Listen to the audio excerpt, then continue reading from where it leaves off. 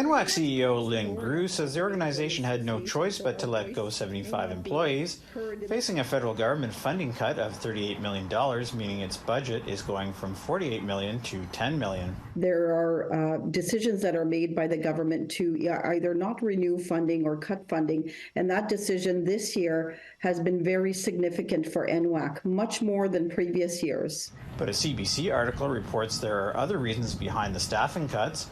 Unnamed sources make allegations of a hostile work environment and employees fired for starting a union drive. Crystal Samaginis worked for NWAC from 2021 to 2023 and says she is not surprised by the allegations. Well, the Native Women's Association of Canada is not an Indigenous-led organization. I have been to the headquarters at NWAC several times over the last few years. And what I noticed is that there's very few Indigenous women actually on staff. And I just felt that there was a lot of colonial violence happening within my employment and within, my regular, expectations of being an employee.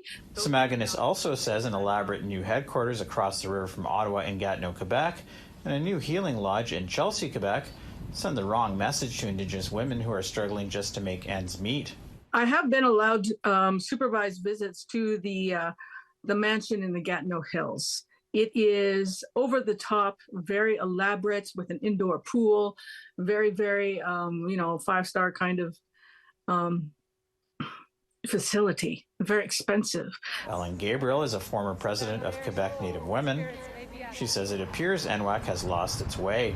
I think more than anything, it makes me feel sad because, the women who started the Indigenous women's rights movement, like Margret Tox Early and all those women, they've really fought hard to get equality of rights for Indigenous women, as under the Indian Act.